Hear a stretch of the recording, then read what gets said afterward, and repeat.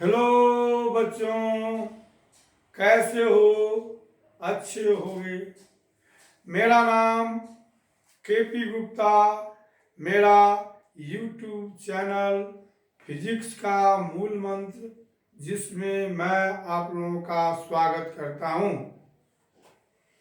इस चैनल के माध्यम से 2022 बिहार इंटरमीडिएट बोर्ड 2022 में होने जा रही परीक्षा में ऑब्जेक्टिव क्वेश्चन जो 35 नंबर का पूछे जाते हैं, मैं संभावित प्रश्नों का कलेक्शन किया हूं और वह क्वेश्चन मैं आप लोगों से शेयर करता हूं।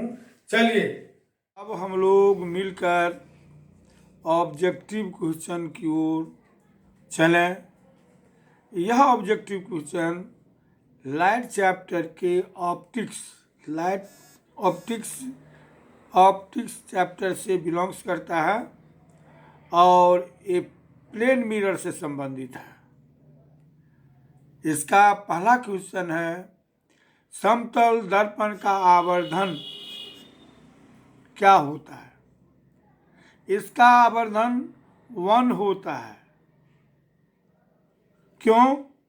इसलिए कि आप लोग जानते हैं कि प्लेन मिरर में object distance is equal to image distance होता है, अतः मैग्निफिकेशन m बराबर होता है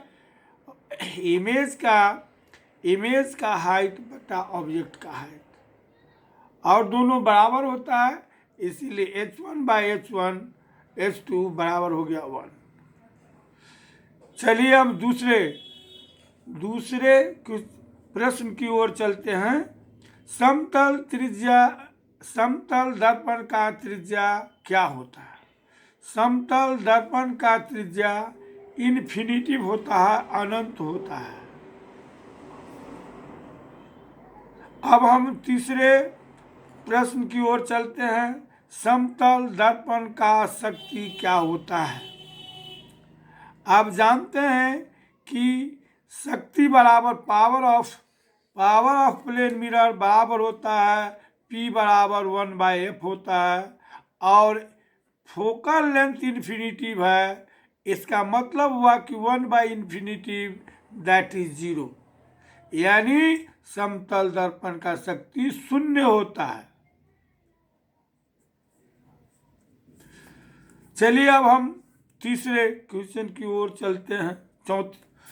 जब समतल दर्पण के सामने कोई वस्तु v वेग से दौड़ती है तो प्रतिबिंब किस वेग से दर्पण की ओर आएगी? इसका आंसर होगा 2v वेग से, यानी वस्तु जिस वेग से आगे बढ़ेगी प्रतिबिंब उसके दुगुने वेग से दर्पण की ओर आएगी, अतः इसका आंसर होगा 2v।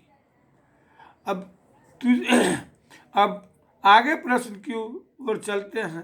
यदि दर्पण को थीटा कोण से घुमाया जाए तो परावर्तित किरण कितने कोण से घूम जाएगा? तो इसका आंसर होगा 2 थीटा कोण से घूम जाएगा। नेक्स्ट प्रश्न, वस्तु का अपना पूरा प्रतिबिंब देखने के लिए समतल दर्पण की लंबाई कितनी होनी चाहिए? समतल दर्पण की लंबाई आधी होनी चाहिए, 1/2 होनी चाहिए। ठीक।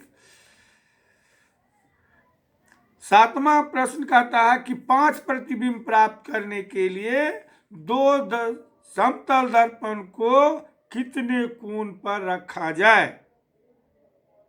तो इसका आंसर होगा 60 डिग्री।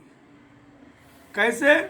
तो हम लोग जानते हैं कि नंबर ऑफ इमेज बराबर होता है 360 डिग्री बाय थीटा, और 360 डिग्री बाय 60 करते हैं तो हमको आता है 6, और 6 जो हो वह एक सम संख्या है, अतः इसमें से हम क्या करते हैं, 1 घटा देते हैं और नंबर ऑफ इमेज हमको 5 प्राप्त होता है।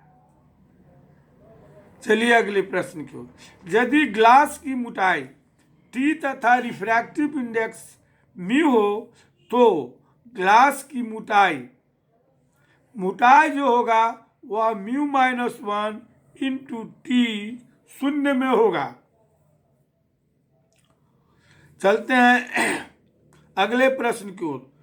दो लेंसों की शक्ति क्रमशः -1.5 डायोप्टर तथा +2.5 डायोप्टर को एक दूसरे से सटा दिया जाए तो समतुल्य फोकस दूरी क्या होगी। ये आपको एक क्वेश्चन जो है, जब दो लेंस को एक दूसरे से सटा दिया जाता है तो इसका इक्विवेलेंट लेंस का मान, फोकल लेंथ का मान होता है 1/f बराबर 1/f1 प्लस 1/f2। यहाँ पर हम लोग जानते हैं पावर ऑफ लेंस P बराबर होता है 1/f। अतः यहाँ पर लिखते हैं P बराबर P1 प्लस P2। तो देखिए यहाँ पर P का मान आया -1.5 plus 2.5 is equal to 1 dioptre. 1 dioptre इसका पावर हो गया, इसीलिए इसका फोकल लेंथ होता है 1D बराबर 1/FE या F बराबर 1/D मीन्स 1/1 बराबर 1 डायोप्टर इसका आंसर होगा।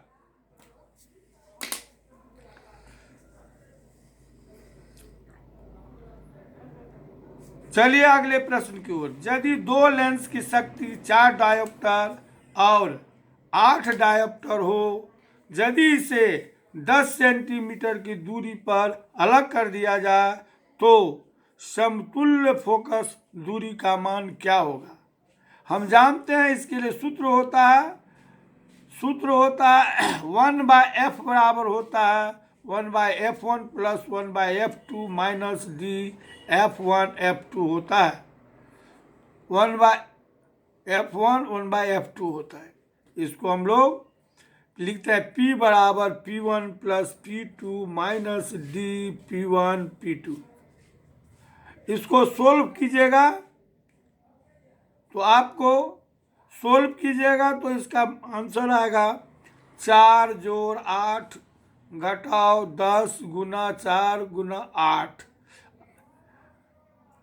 यानी 8 घटाओ 320 यानी -312 डायोप्टर होगा। और इसकी यदि हमको फोकल लेंथ निकालना है तो हम जानते हैं कि F बराबर होता है 1/P मतलब 1/-312 और इसका जो मीनिंग होगा आप लोग वो लिख लीजिएगा, ये मीटर में होगा। चलिए, आँख के रेटिना पर बना प्रतिबिंब, आँख के रेटिना पर बना जो प्रतिबिंब होता है वो क्या होता है। ये आपको होता है रियल और इन्वर्टेड, जिसको हम लोग कहते हैं वास्तविक और उल्टा। चलिए नेक्स्ट प्रश्न की ओर चलते हैं। दूरदृष्टि दोष को दूर करने के लिए कौन सा लेंस का व्यवहार करते हैं। तो आप लोग जानते हैं कि इसको दूर करने के लिए हम लोग उत्तल लेंस का व्यवहार करते हैं। और उसको याद करने का तरीका है, देखिए दूर मतलब दो डिजिट है 1 और 2, और उत्तल देखिए ये आपका दिया हुआ 1 2 3, यानी दूर वाला जो होगा उसके लिए 3 गिनेंगे तो उत्तल होगा। और चलिए अब दूसरे प्रश्न को देख करके हम बताते हैं कि निकट दृष्टि दोष को दूर करने के लिए कौन सा लेंस का उपयोग करते हैं। तो अवतल लेंस का। इसके लिए देखिए दूर के लिए 2 से 3 हो गया, और यहाँ देखिए निकट मतलब 1 2 3 हुआ। इधर देखिए अवतल यानी 3 अक्षर है तो ये चौथा अक्षर वाला जो होगा, तो निकट के लिए 4, दूर के लिए 2 है तो 3। ये आपका ट्रिक है, इसको याद रखिएगा। चलिए अब हम 19वां क्वेश्चन की ओर चल रहे हैं। जरा दृष्टि दोष को दूर करने के लिए कौन सा लेंस व्यवहार किया जाता है? तो आप लोग जानते हैं कि बाइफोकल लेंस का व्यवहार किया जाता है। अब यहाँ पर क्वेश्चन नंबर 20 कहता है कि अति बिंदुकता दोष को दूर करने के लिए कौन सा लेंस व्यवहार किया जाता है? तो यहाँ पर आपको बेलनाकार लेंस का उपयोग किया जाता है। ठीक, चलते हम नेक्स्ट क्वेश्चन की ओर। क्वेश्चन नंबर 21 कहता है कि यदि एक लेंस की फोकस दूरी -10 सेंटीमीटर हो तो इसकी शक्ति क्या होगी? तो आप लोग जानते हैं कि P बराबर होता है 1/f। P बराबर होना, यहाँ यदि सेंटीमीटर में हो तो हम लोग क्या करते हैं, 100 से भागा दे देते हैं, तो वो 100/f सेंटीमीटर, मतलब 100/10, मतलब हो गया 10 dioptre. That is your answer. ये -10 डायोप्टर होगा, और -10 डायोप्टर जानते हैं, ये अवतल लेंस होगा। ये अवतल लेंस, यदि एक लेंस की फोकस दूरी 20 सेंटीमीटर हो तो उसकी शक्ति क्या होगी? तो इसी तरह से हम लोग बना लेते हैं, इसको हम लोग कर लेते हैं P बराबर लिख देते हैं 1/f। f बराबर हो गया 100/20, इसका मतलब है 20 पंचे 100, यानी 5 डायोप्टर। अब चलिए नेक्स्ट प्रश्न की ओर। सरल सूक्ष्मदर्शी का प्रतिबिंब कैसा होता है? तो सरल सूक्ष्मदर्शी का प्रतिबिंब जो होता है वह काल्पनिक होता है, काल्पनिक तथा सीधा होता है। ठीक, चलते हैं अगले क्वेश्चन प्रश्न की ओर। संयुक्त सूक्ष्मदर्शी का अंतिम प्रतिबिंब, कंपाउंड माइक्रोस्कोप का जो अंतिम प्रतिबिंब बनता है वह जो होता है वह क्या होता है? आभासी होता है और सीधा होता है। ठीक, अब चलते हैं 25वां क्वेश्चन की ओर। स्पष्ट दृष्टि की न्यूनतम दूरी आप लोग जानते हैं, पढ़े हुए हैं कि 25 सेंटीमीटर होता है। अब मैं यहीं पर ऑब्जेक्टिव क्वेश्चन का एंड करता हूं। अब हम लोग अगले क्लास में ऑब्जेक्टिव क्वेश्चन को देखेंगे। धन्यवाद। लोगों को कैसा लगा कमेंट कीजिए, लाइक कीजिए, और हमारे चैनल को सब्सक्राइब कीजिए और अपने दोस्तों में शेयर कीजिए। धन्यवाद।